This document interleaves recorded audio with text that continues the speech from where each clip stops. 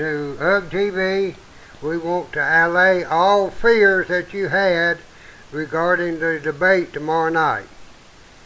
NBC has decided that discretion is the better part of valor, and they have backed off from bumping heads with the Bob Ronnie show. Wait a minute. Why ain't we on here?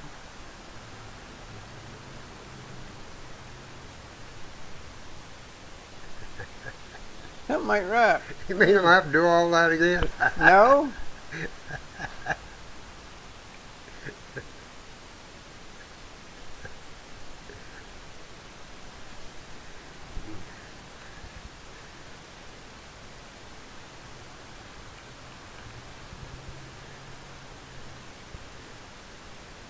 Okay. Maybe. Yeah. Now tell them. Well, we already told them once if they was paying any attention. We're going. How we going? Yeah, we was to start with, but I wasn't getting no confirmation there. Okay. But you think we have been confirmed? We have been confirmed. Okay, good. That's not like consummating a marriage, you know. It's more like constipation, I think. Okay, all right. I can buy that. But you don't have to worry. Tomorrow night, NBC will not bump heads with the Wild Bob Ronnie show. They have backed off, and they're going to schedule the presidential debate for 9 o'clock after we go off. Is it NBC or CBS? Huh? Is it NBC or CBS? Well, whoever Bob Schiffers. Yeah. Well, he's with CBS. They've decided that they couldn't stand, being up against us, so they're going to let us. Their ratings if they bumped heads. But I'm having problems being the warm-up show. I think we ought to be the main event. Well, I think so too. What would you say about us having a critique of the? I think maybe you can do it if you want to, but I ain't getting in there. What? And you can get it. I mean, after it goes off, it'd be 11 o'clock. After it goes off, a critique of the.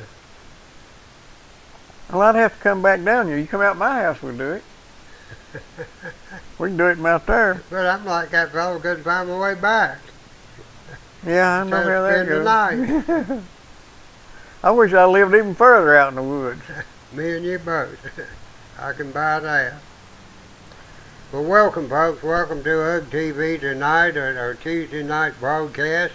We're not down at the dance, but we still are shaking and a-rocking from all that vibration and music we had last Tuesday night. Yeah, we're going to have to get into some more of these communal events, and I didn't say community events. We're going to have to do that. We're going to start broadcasting live some of your social activity going on here in the Pollock and Campbell County area. And we might even venture, will our internet go downhill from Jellicoe? Yeah. Okay, we might even have to start going to Jellicoe. Might have to take up a collection to pay the phone bill, but we can do it. Yeah, well, we can do that. We need to start getting a sponsor for the event. Right, yeah. And then do it. Right, we need to do that. And, if they can make money off all these sort of things, at least we ought to be able to break even. Well, that'd be something unusual for me to actually turn a profit. Break even sounds pretty good. Right. Yeah, break even sounds darn good to me, But we appreciate all your business here at Circle R Metals and all your business up at Bob's Salvage and Surplus and Emporium and what all that stuff I've got up there. And we just appreciate your business so much. And it's nothing like doing business with hometown people. I have to admit, I get an awful lot of people from out of town at my store. And we'll take a few more. But I don't think we're going to get enough out-of-town business to justify raising the sales tax rate. Well, we got all them our people coming down off of the mountain on the walking trail and carrying them couches back up there. Yeah. They're going to flood downtown with so much money that some of it will leak out down here. Right. That's That's called the trickle-down theory. Yeah, a trickle down. Gonna trickle down from the walking trail. Yeah, buy enough couches, everybody will get in on it. Yeah. And I just wonder, we need to check with, what's the, Pierce. Carl? Carl, we'll have to check with Carl Pierce and see how many couches he has sold to people on the walking trail. Well, they're all going to stop at McDonald's when they get that built. Oh, is that the reason they're building it? Okay. Yeah.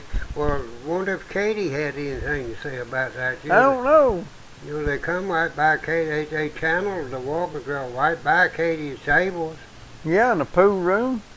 Right. And send them right down there to, they got to cross.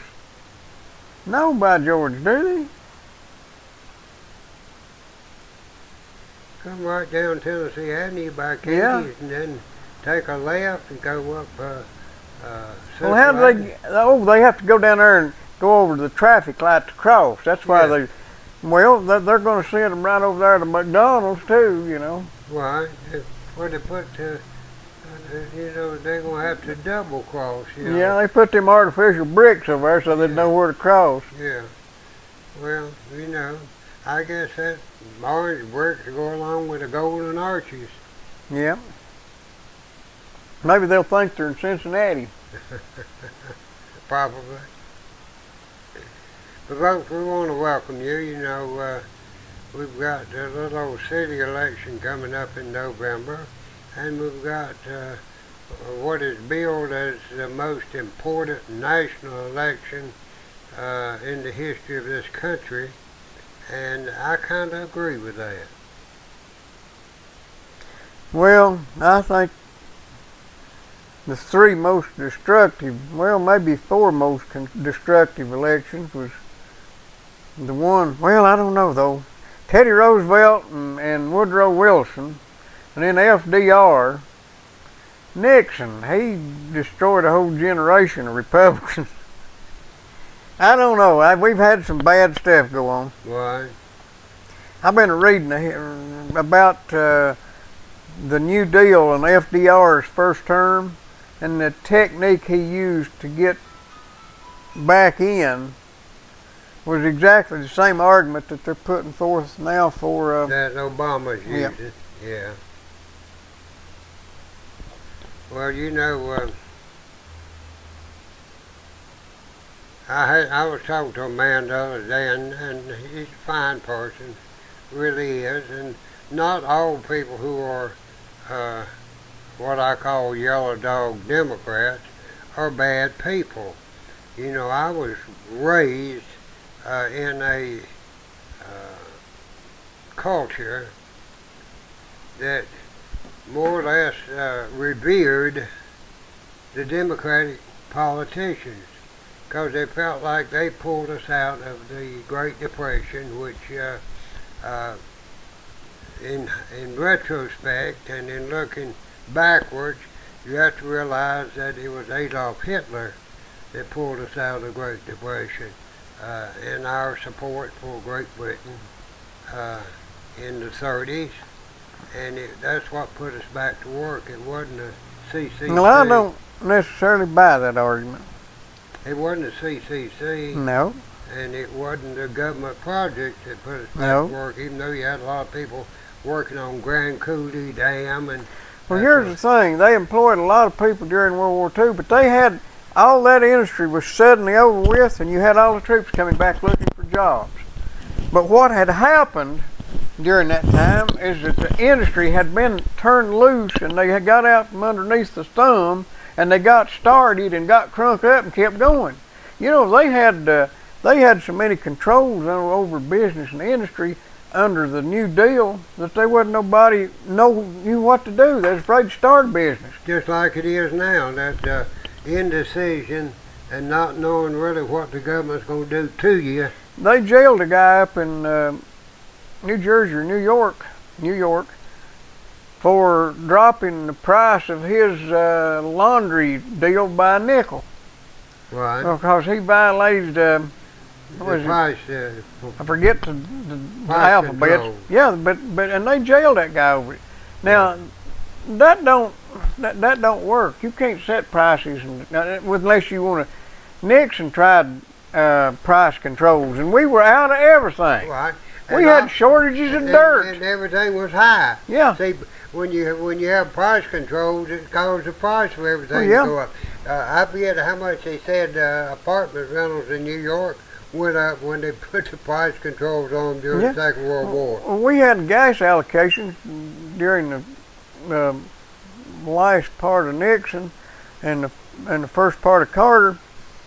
We could only buy so much gas, and the only way you could keep it as long as possible, I mean, we could have sold every bit of it the first week of the month, and we tried, rationing it. That lasted about 2 days because everybody get mad at you because you wouldn't sell them all they wanted. Right. So what we did, we raised our price up to the highest penny that the law would allow us, and then sold it to whoever come along. We run out in about 2.5 weeks out of each month. So then we let the help go home and stayed there and rocked. Right. Made more money, a whole lot more money that way, but it certainly didn't help the people any. Right. They couldn't find fuel, and they couldn't afford to pay the prices. Well, what most people don't realize, who maybe have not lived as long as I have or been a student of what goes on like yourself, is that depressions, recessions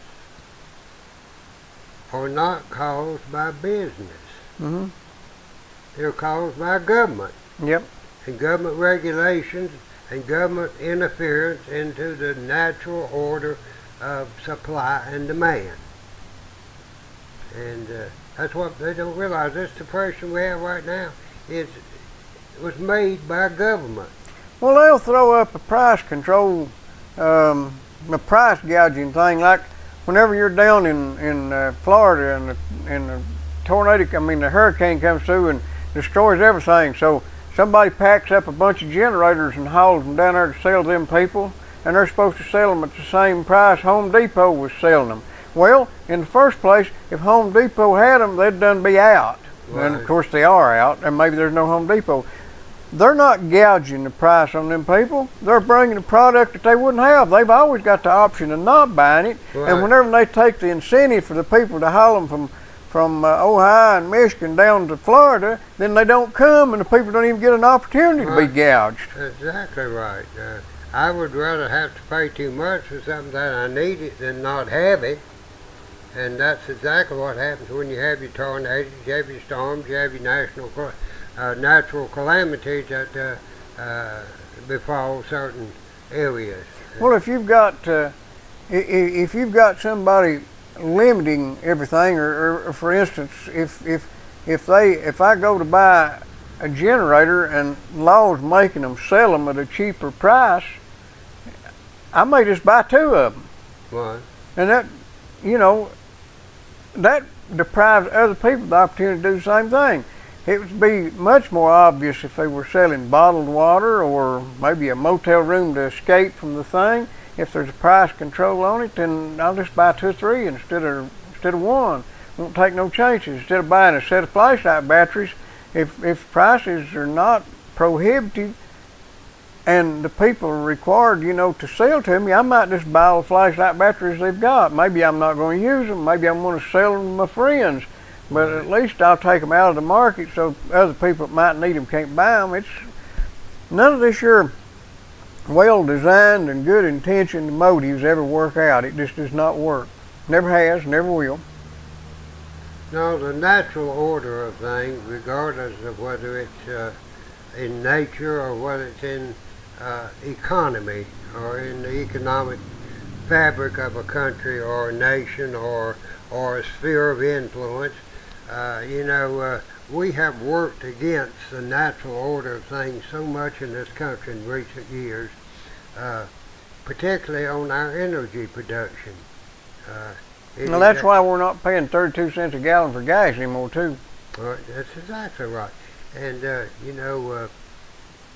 we have had our own supply of energy in ample supply and we have failed to utilize that supply. As a result, we've been sending something in the neighborhood of $800 billion to $1 trillion a year over to the Mideast.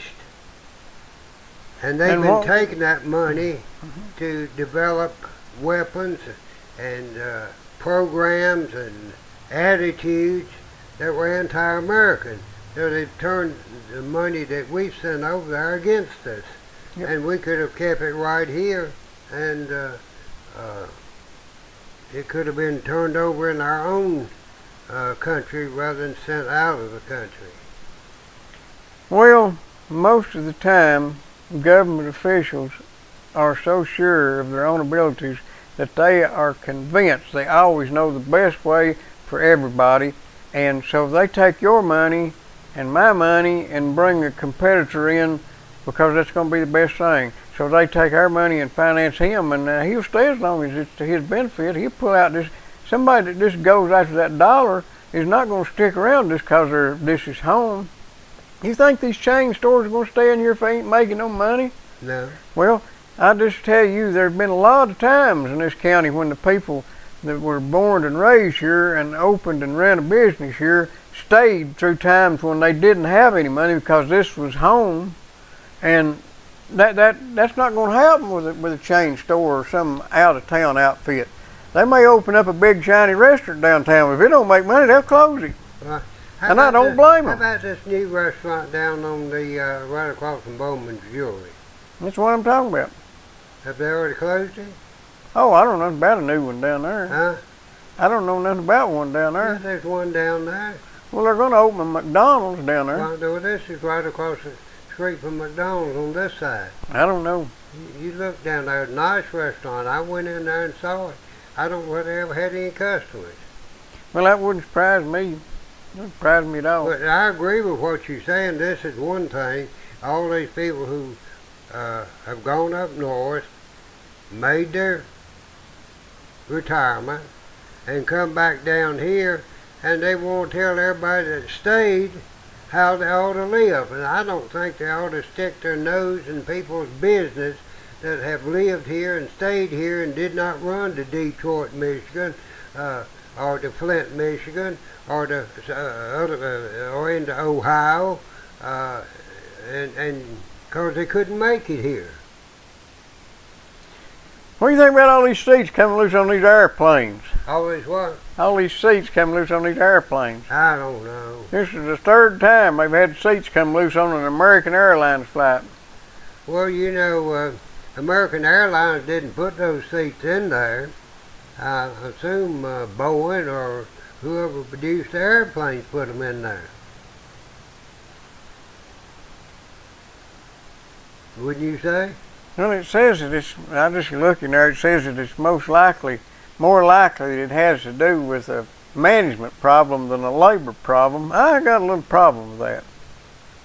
Surely they wouldn't have just, this whole outfit forgot to tighten the screws up in the seats. And that's a management problem.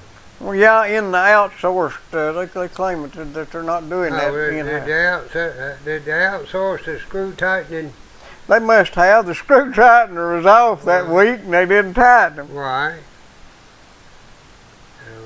Well, I didn't know that. I haven't been paying much attention because all that is just a tempest in a teapot, you know, and that's a diversion away from the real problems we have in this country. Well, I don't know. I can't sleep at night wondering if my seat's going to be bolted down good if I get on an American Airlines. I worry about my seat too, but not on the airplane. Well, you know, you never know when you might want it bolted down.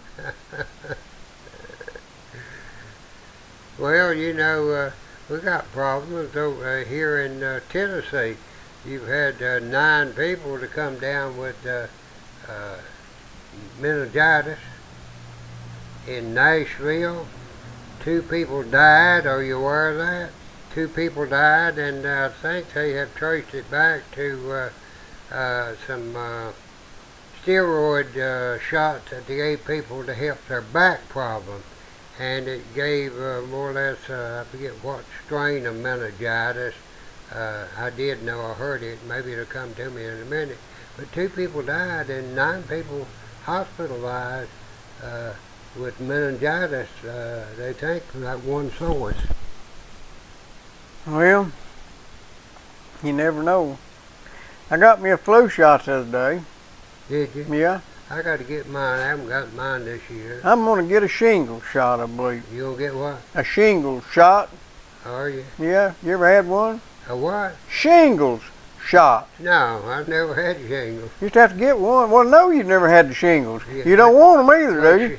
No, but shingles are about the same thing as chicken pox. It's a Oh, plain chicken pox. They last a lot longer than chicken pox. Well, you know, It's the same virus. You know, herpes is better than love. It lasts forever. Love is a fleeting thing, but herpes will stay with you forever. Well, that's good to know, but I'm still I really. might get me a shingle shot, you know. I ain't had shingles for years. Never did get completely over it, don't think. Really?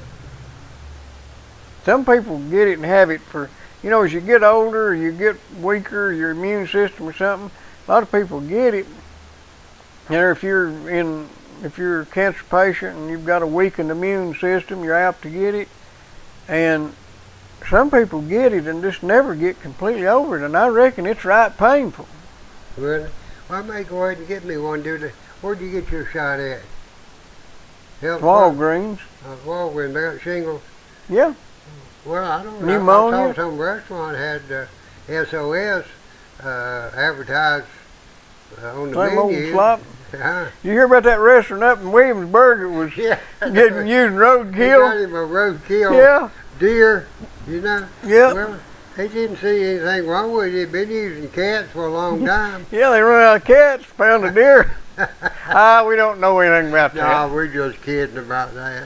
But now the roadkill, if they claim they're going to eat it themselves, and I probably got one too, rather than let it go to waste. But I wouldn't have hauled it in the front door of the restaurant or dribbling blood on the floor. Well, they probably live there in the restaurant. Well, they may have, but they ought to have a back door. They didn't want their entrance messed up. Yeah, I hadn't thought of that. Well, now they're closed down. Well, I said several years ago that there was a need for some roadside ready possum barbecuing equipment. I've got, you know how they make Peking duck? What do you mean, smoking? Well, they hang it up Yeah. and let it ferment Yeah, for about a week. yeah. Then they take it down and cook it. Well, I tell you what, would you like to try a little Peking possum? Have you ever been to Chinatown in a big city? I've never been to Chinatown, a little city. You ought to go out to San Francisco, which is, I think, the third largest Chinese town in the world. I guess so. But you can smell it before you get to them. They got all them ducks hanging in the window over their grill. They're cooking on the grill, and them old ducks are hanging there and dripping duck grease down on the grill. Yeah. And that's what they're using to cook their stuff in. And Well, there's a lot. If they'd use a goose, they'd get plenty of grease. I'll say that. Oh, man. Well, I've got my dogs killed a little possum about half grown Saturday night and left it laying there in the yard, and I ain't got around to disposing of it yet. I wanted to make sure it was really dead. Right. Wasn't just playing possum. Right. So I figured it ought to be about ripe now. We could make some Peking possum if you want some. Peking possum, that's what we need to make.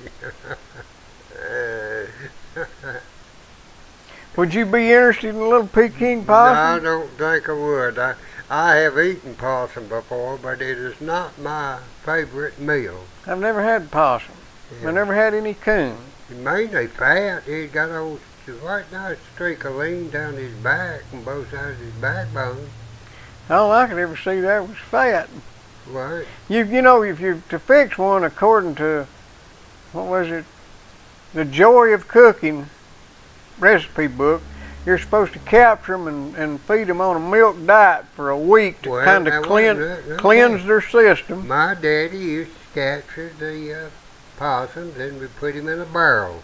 and he'd feed him apples and give him milk and everything to drink for a couple of weeks. And then they cooked that joker. Yeah, how was it? I never did like him, you know. And Mama cooked him. She didn't like him either. So when Daddy wasn't there, she'd make us eat none of it. She'd cook us something else. My mother never would cook a possum. She said that when she was growing up, you know, back in the old days, these farm people, when somebody come through a traveling or walking, usually they'd just spend the night with him. Well, yeah.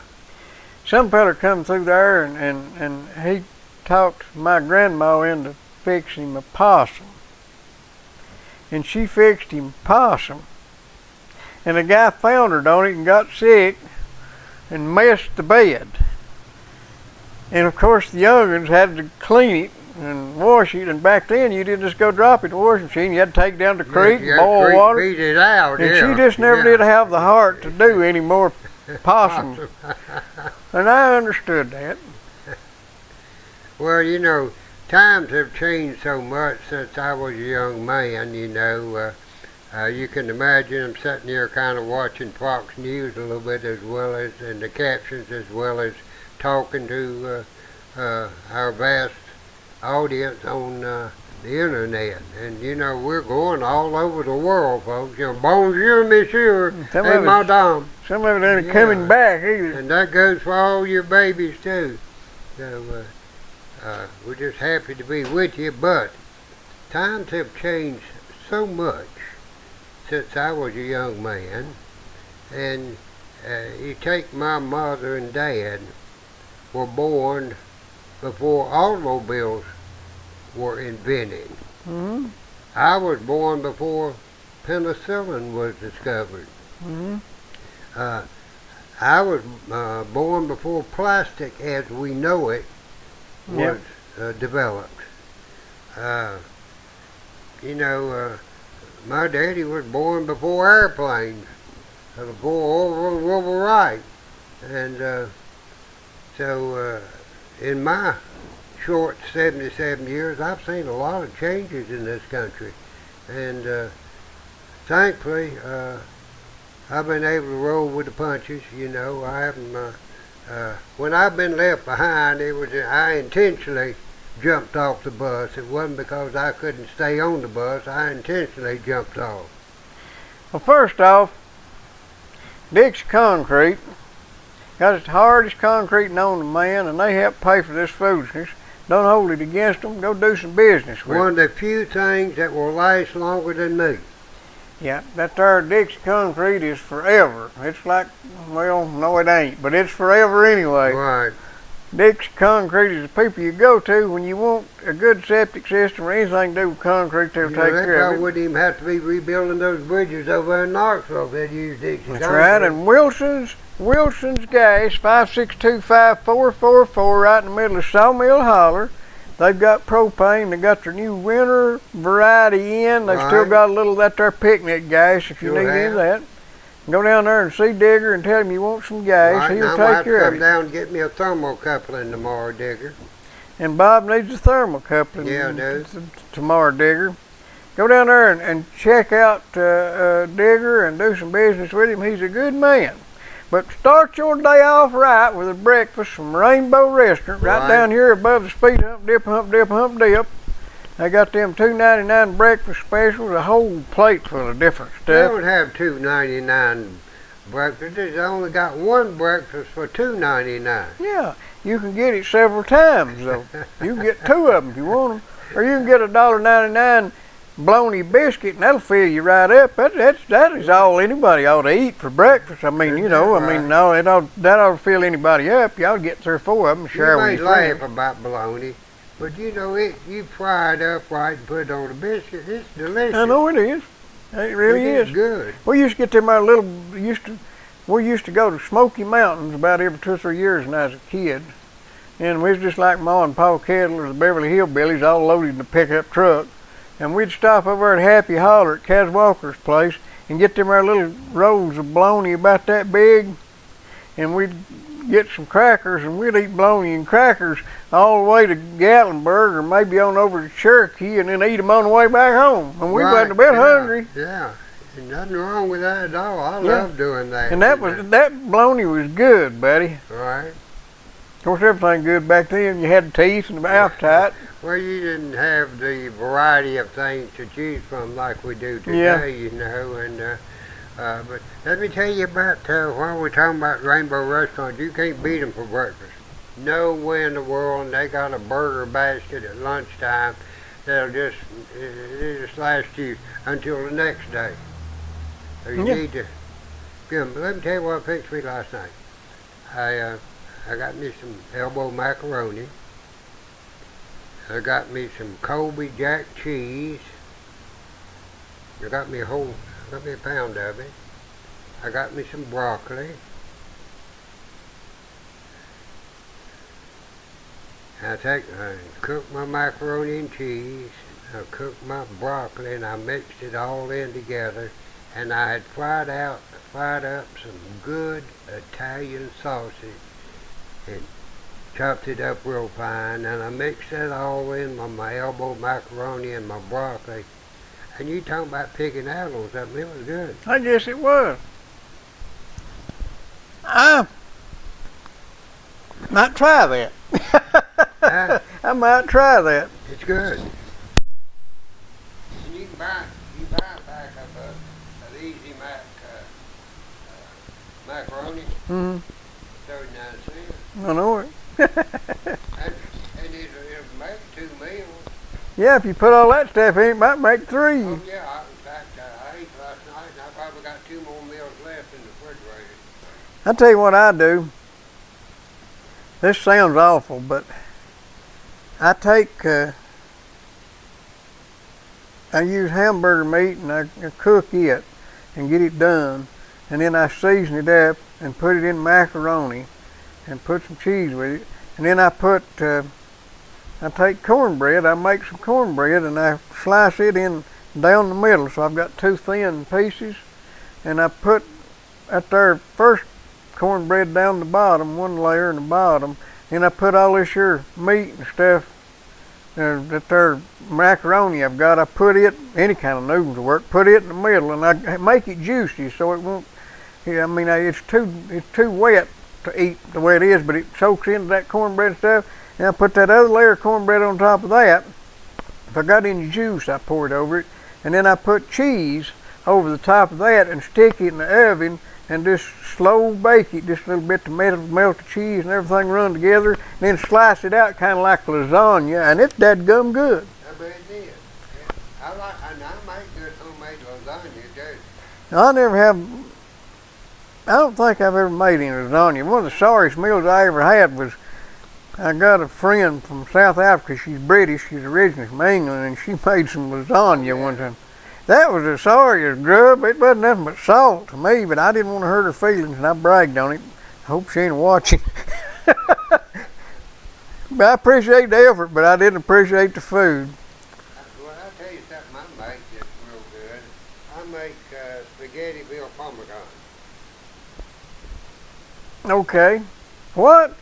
I understand the veal parmesan, but I don't understand the... Yeah, parmesan, yeah. And when I can find real veal cutlets, Yeah. I don't like these breaded Yeah. things. They're no good. Get real veal cutlets. Or you can use chicken breast. That's pretty good, Yeah. you know.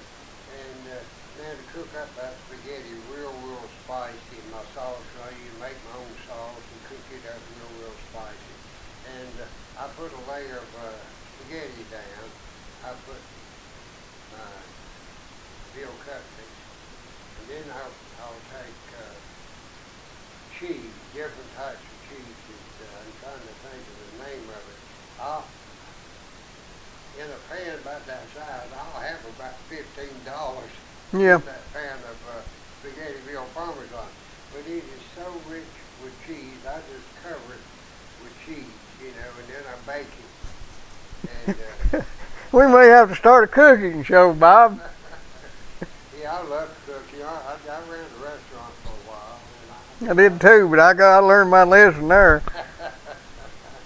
Restaurant business is one of the trickiest businesses you could ever go into. That's the hardest thing I ever tried to do in my life, business-wise. I mean, that was the one thing that by the time I figured out how to do it, I was so wore out I didn't want to do it. I give up on it. That's it. Meanwhile, while you're reared back and you're enjoying your afternoon meal. Bob, what's the matter? They can't hear you. That don't make sense. Huh? Say something. You can't hear me? Yeah, what have you done to your microphone? Unplugged it or something?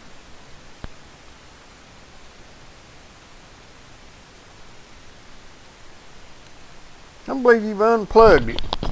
You think I've unplugged? People Yeah. having a hard time of hearing me? Yeah, hang on a minute. Let me see if I can figure out what you Why want. not just open the door? Yeah, you've unplugged it. You can't just keep it pulling. I'm unplugged now. You ain't Hey, done- folks, I've been unplugged before, so don't worry about it, you know. Well, you're fixed now, I think. Say something.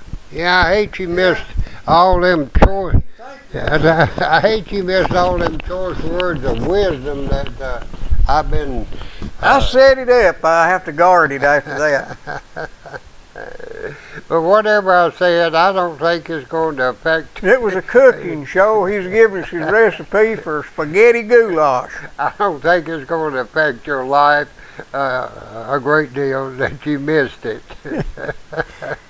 Well.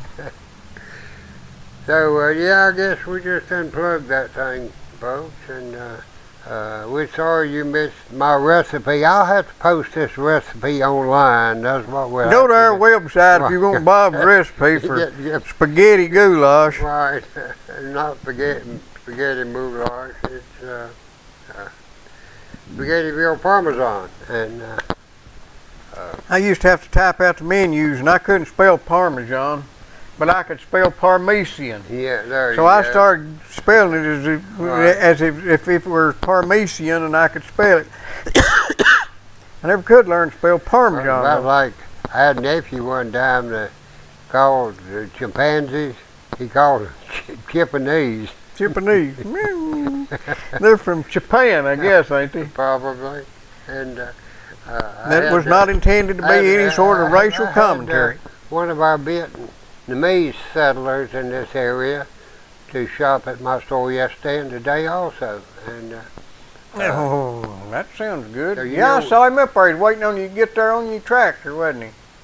do what? He's sitting up there waiting on you to get off the road with your Yeah, tractor. well, yeah, wait on me to come riding up You the know- road in my. Fox News at 9 p.m. tonight, I guess on Hannity, have Right.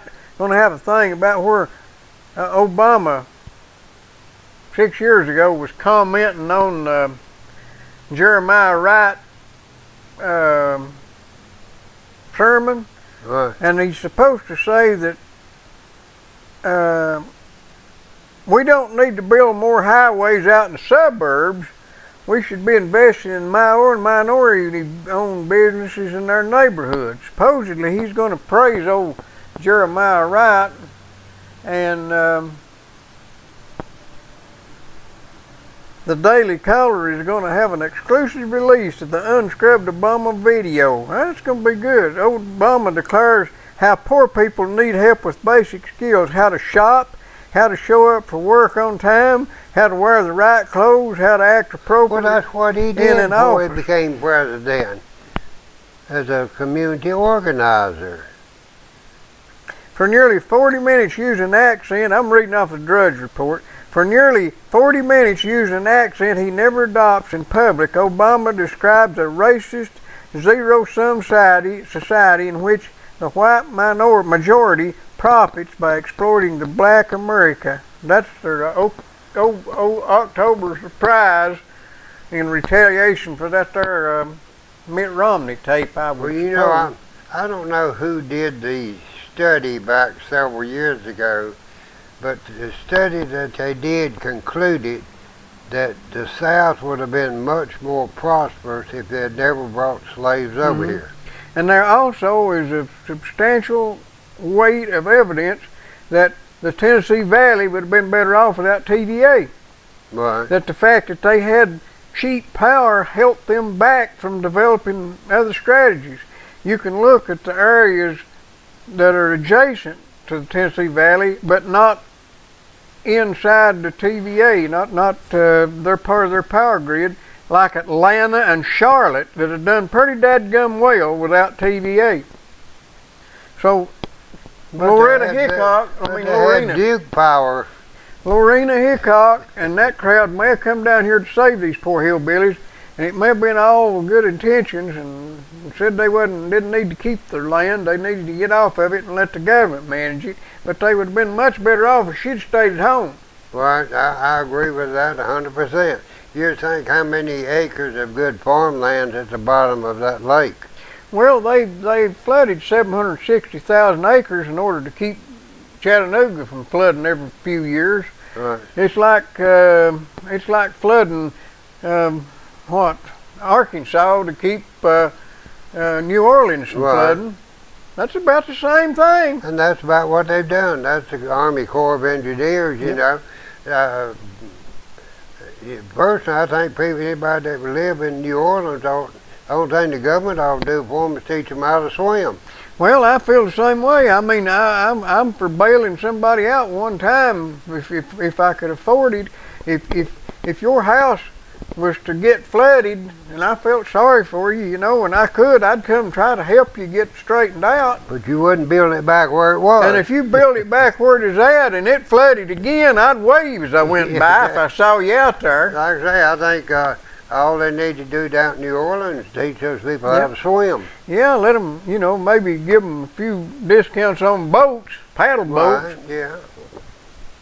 Agree with you 100% on that. You can't take care of them. Well, and another thing I'll say, if I lived in New Orleans and I loved it and liked being there, I'd probably build back in the same place. I mean, I wouldn't want to leave home, but I wouldn't holler somebody come help me. No, and I build it a little higher. Yeah, I'd put it on stilts. Yeah, it might get wet, but it'll get wet sideways. Right. That's very, very true. I think in so many areas we have our priorities mixed up. And I was just, I don't know whether you're aware that this coming Sunday, is supposed to be the minister's rebellion against the IRS, which the IRS keeps any tax exempt organization from actively being involved in politics. Well, we got a non-profit organization here. Don't let the IRS know. Don't let that be confused with tax exempt. We're non-profit, but that's not planned. We didn't design it that way. Yeah, it just happened. But I think, you know, I just wonder why they would say anything about any preacher saying anything with all this political commentary that Al Sharpton, Jesse Jackson, and Jeremiah Wright especially have been involved in, especially Jeremiah Wright with his black liberation theology. Well, what about Farrakhan? Oh, Louis Farrakhan, he's from another planet. But he's still... Didn't he go up with somebody and meet with the great, what do they call that? Did they have some meeting up on some spaceship, Farrakhan did? Oh, I don't know about that. Yeah. But here's the thing about it. He is minister or whatever, guru of a religion. And, of course, I don't know whether he's tax exempt or not. If he's not, he's none of my business anyway. But that one, they will not enforce that law. No, that's black Muslims. Mm-hmm. I mean, they won't come down on these ministers that are going to protest on Sunday. They won't do that. Oh no, I know that. They might do it after the election. Well, I don't think they have a legal leg to stand on. Don't make no difference. They ain't got a legal leg for a lot of things. Well, I think all they'll use is intimidation. It won't be actual illegal what they do to people. Well, I got to tell you about something else.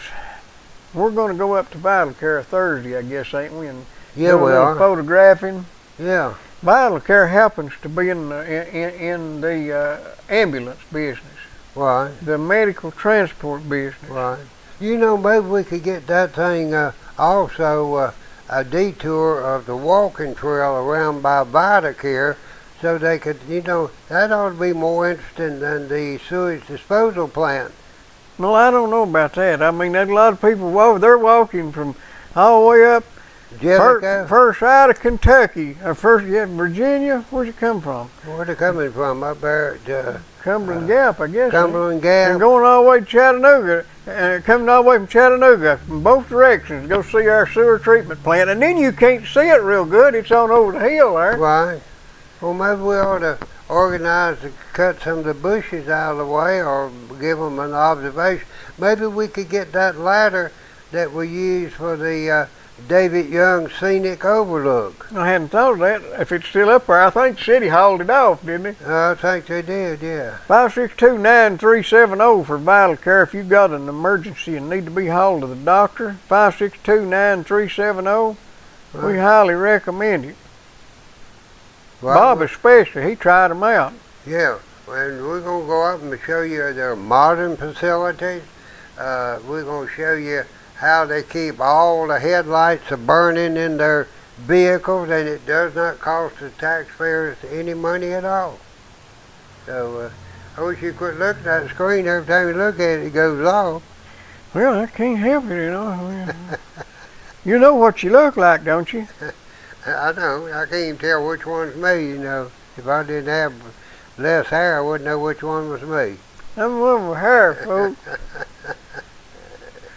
Vital Care, 562-9370. And I can give some personal recommendations that they do give good service. And then if you were to have trouble with your ambulance, or with your automobile, with your automobile, or with your truck, or if you got a 46 farm-owned tractor, or 42, or 48, which I have, or 57 farm-owned tractor. Or if you need a headlight after you run into the deer. Right. You know, I hit that deer, couldn't help it, and I reckon it survived. I bruised it up. But it didn't break my headlight. I mean, from the outside, it ain't broke. It broke the park light. Right. But it didn't break the headlight. But it broke the bulb inside of that. Really? Yeah. How about that? I didn't know it didn't have no headlight. And well, this is not the only area that has problems with deer crossing the highway. I hit 3 deers in 1 year going back and forth to farmer middle school with one of my daughters to ball practice or something, or maybe I had 2 daughters in there. I don't know whether it was one of them.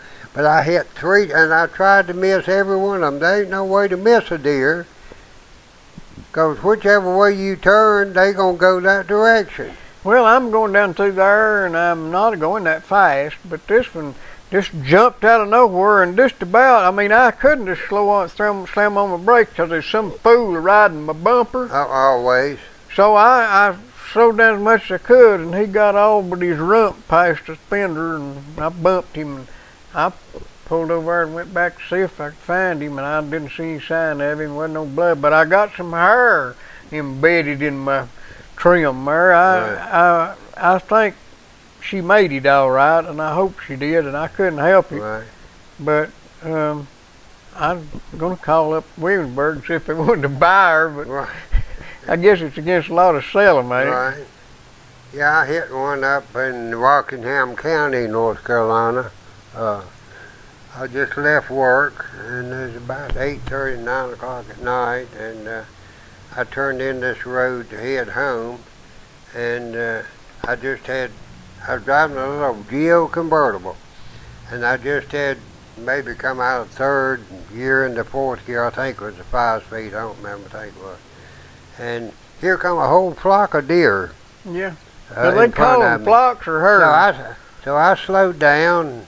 They got on around me, and then I didn't slow down much because they were going in front of. Then here come one straggler. Yeah. right on the right front fender and busted my windshield and everything. And it killed a deer. It killed a deer too. I called the highway patrol and the car all tore up and everything. And the first thing I know, you don't have a problem with law enforcement officers only in Tennessee. But that North Carolina Highway Patrol, he came out to investigate. The first thing he asked me, he said, "You been drinking, Mr. Andrews?" I said, "I don't think so." I said, "But I think that damn deer's been drinking." I said, "You need to check her alcohol content." Yeah. And he knew I was hot, you know, because he said, "Well, I just wanted to ask you that." I said, "Well, you asked me." You know, just left the office, and I've never been one bad to drink, you know. I always had money to drink for one to, but that's probably the reason I've had money to drink, because I didn't drink. Well, them drunk deer will hurt you. Yeah, said that right. So what else have you been into, sir? Well, Anything you'd like to comment on? You're in there weaning, no, not really. waning moments. No, not that I know of, really. You know, I appreciate the fine fall weather that we're having, and I would say that I'm going to go down to the police department when we get back from talking to our barrister tomorrow. Mm-hmm. Because I had some people stop and pick up 9 aluminum rims off my place up here. Mm-hmm. And it was witnessed. Mm-hmm. And one of the people doing it was identified positively. And I hadn't heard a word from the police department. They did stop and say my flag was dragging in the ground this morning. Mm-hmm. And I said, my, how observant they are. I wonder why in the world didn't see somebody hauling my 9 rims off. You know, if they could notice that. I'm going to go up and have a little talk with the chief tomorrow when we... Well, you know, it's 5630065. What's that? In case you have any sort of a disagreement with them and need somebody to bail you out. Oh, okay. Yeah, I know that. And I see Clyde, you know, Clyde said he's just not doing a whole lot. Clyde's not. Ugh, TV. Ugh, TV. Hello, TV. Well, Hey. we thought you'd maybe moved away or something. Right. We thought maybe you were on a community watch. I'm on aggravated for me. Talk to us. How's everybody doing? Let me get get over here so they can hear you. Yeah. How's everybody doing? Now, I'm going to put my microphone over there too, and I tell you why, if you're a politician, we know you talk out of both sides of your mouth at the same time. He ain't a politician. Okay, we won't need one mic then. You're coming in 5x5. You're sounding good. You get your eye fixed yet? No, the doctor's down in Nashville where I usually go. They quit taking patients from up here that supposed to go to Johnson City. Yeah. And up at that burn, they had me scheduled for eye surgery down there. And then they transferred my records to Johnson City. Now I've got to wait till January 2nd to go to Johnson City. You'll be blind by then. I know it. I can't hardly make out. Everything's fuzzy, you know, around the edges. I'm going to talk to my doctor. I got a doctor's appointment 17. I'm going to talk to him then. So you can get him in any quicker. But, How's everything going up there in bring them down Flatland? to Maynardville. Help you out in Maynardville. Everything going fine. Everything going fine. Keeping the feeds away. They don't come around much anymore after them once went to death. I believe they got the point. Neighborhood wash up here ain't gonna put up with it. So, and it's going good. And, Plain Truth TV said hey. Hello, Plain Truth. And,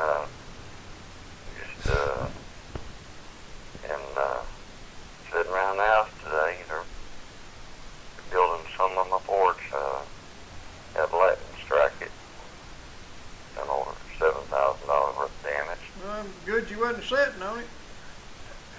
Well, yeah, I know it was that ball lightning. And, well, I didn't see it, my wife seen it. And, about twice the size of a basketball. And she says it's emanating, it's orange split and it's emanating sparkles like a sparkler does. And, see, it rolls around and gets after you sometimes. Right, yeah. and then it got close. When did you have that happen? That's been about a month ago, but that bad Okay, storm back we when had. it was hot, right? Huh? Back when it was hot? Yeah, that's when we had that bad storm. Yeah, okay. That last real bad storm we had. Because you don't have that cold weather. No, she seen it coming and I said, why don't you take a picture of her video? I said, that's $1 million shot. And, If you're she fast said, enough to take a picture of lightning, you're doing good. Yeah. she said, I wasn't staying there. She started running towards the living room in here towards me, and then my grandson, he went running, I guess he seen it, he went running towards her, and they met about halfway in the hallway, and it went kabam. And I hit the floor and yelled incoming, and I looked outside at the porch, and them, I guess they're 75 or 100 pound cap blocks. They was turned sideways, and my porch busted all to pieces, concrete porch busted all to pieces. It actually raised the roof on my wife's porch in her TV room and slammed it back down and busted the porch all to pieces. People ain't ever been where the lightning strikes wouldn't believe that, but I've been there. I know. I have too. And Yeah, I was coming up the road riding on the back of a sled. The old mule just running wide open trying to get home. And the lightning was a cracking and a popping, and I bailed off that sled out at the hog pen, and I got under the roof of the hog pen. Well, the old hog pen sat right next to a persimmon tree. Lightning hit that persimmon tree, and it burned my feet standing in there, even though we had a little fairing area. I was kind of up off the ground, and it still burned my feet from lightning striking that persimmon tree. well, it hit the tree right there in front of the house. You can see where it actually blowed from the inside out. We had lightning strike on 2 different occasions, about 10 years apart, and dig a ditch through the backyard and throw a rock through the same kitchen window. 2 different occasions. And the first time, my mother had been up all morning out picking beans and took them in and washed them and broke them, and she had them. She kind of pre-cooked them, in hot water before she went to can them. It's called blanking. Yeah. She had this big old dish pan full of beans sitting there on the stove cooking. And when it come up a lightning storm, she turned the stove off. It pitched a rock through there and went in there and knocked her beans off of the stove onto the floor amongst all that glass that was broke whenever the wind had come out, and she had to throw them all away. Oh, Lord. Well, let me tell you good news. Ronnie had a guy working for him one time that was so slow that I named him Lightning. So one day I come down here and I said, "What was that flash, Ronnie?" Ronnie says, "I don't know." I said, "I don't know what it was. It was lightning." Yeah. Roger, we gotta go, Betty. Thanks We're for going to calling. sign off. Sayonara. Sayonara. You all take care of yourself, and I'll talk to you tomorrow. Okay, bye. We'll talk to you tomorrow night. That's it, folks. Another wonderful session here with my That's it, folks. That's all, folks. That's all, folks. Bye-bye.